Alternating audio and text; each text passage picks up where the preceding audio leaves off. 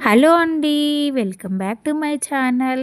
నేను ఈరోజైతే Yippee noodles చేస్తున్నాను. దానికోసం ఒక బౌల్ పెట్టుకొని దాంట్లో వాటర్ అయితే బాగా మరిగాక ఈ ఇప్పి నూడిల్స్ని అయితే వేస్తున్నాను. చూడండి, ఫోర్ వేసాను. ఇవి మంచిగా సాఫ్ట్గా అయ్యే వరకు మూత పెట్టేసుకొని ఉడికించుకోవాలి. ఇప్పుడు ఒకసారి చెక్ చేసుకుందాం మూత తీసుకొని. చూడండి, ఇవైతే మంచిగా విడిపోయి మంచిగా ఉడికినాయి. ఇలా గరిటెతో కలిపేసుకొని మనమైతే చేయితో ఒకటి తీసుకొని చెక్ చేయాలండి సాఫ్ట్గా అయిందా లేదా అని. ఇదైతే మంచిగా ఉడికింది. ఇప్పుడు దీంట్లో వాటర్ అంతా వంపేసుకొని సైడ్కి తీసేసుకోవాలి. ఇప్పుడు వేరే కడాయి పెట్టుకొని స్టవ్ మీద కొంచెం ఆయిల్ వేసుకోవాలి. నేనైతే 2 టేబుల్ స్పూన్లు వేస్తున్నానండి. ఈ ఆయిల్ మరిగాక కొంచెం మినపప్పు వేసేసుకోవాలి. తర్వాత కొంచెం జీలకర్ర, ఆవాలు వేసుకొని ఇవి చిటపటలాడాక సన్నగా తరిగిన ఆనియన్ వేసుకున్నాను. ఆ తర్వాత ఒక 2 పచ్చిమిర్చి కట్ చేసి వేసుకున్నాను.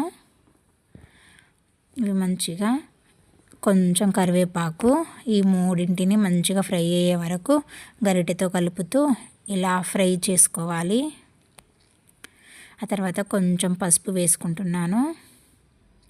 ఇది కూడా మంచిగా ఒకసారి కలిపేసుకుందాం. ఆ తర్వాత ఒక టమాటానైతే సన్నగా తరిగి వేసేసుకోవాలి.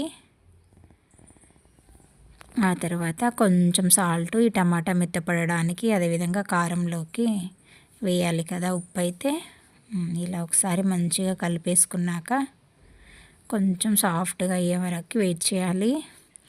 నేను 4 ఉండలు తీసుకున్నాం కదా, ఇవైతే 4 ప్యాకెట్ల మసాలా ఇప్పి నూడిల్స్లో వస్తుంది కదా, అదే అండి. ఇది కట్ చేసుకొని ఇలా వేసేసుకొని మంచిగా మిక్స్ చేసేసుకోవాలి. ఇది మంచిగా ఫ్రై అయ్యాక మనం ఉడికించుకున్న ఇప్పి నూడిల్స్ని అయితే వేసేసుకుందాం.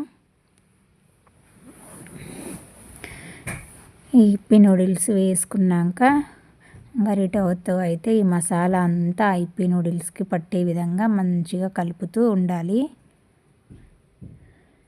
ఇది అయితే ఎంతో బాగుంటుందండి. ఎప్పుడు రొటీన్గా అది వాటర్లో మసాలా వేసి ఉడికించడం కంటే ఈ విధంగా చేసుకున్నట్లయితే రెస్టారెంట్ స్టైల్లో నూడిల్స్ ఎలా ఉంటాయో టేస్ట్ అదే విధంగా వస్తుందండి. మీరు కూడా సేమ్ ఇదే ప్రాసెస్లో చేసి తిన్నారంటే ఆ టేస్ట్ అయితే మీరు అసలు మర్చిపోలేరు.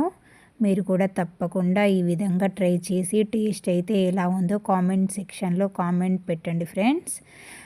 అదేవిధంగా నా ఛానల్ని సబ్స్క్రైబ్ చేసుకోండి. బాయ్.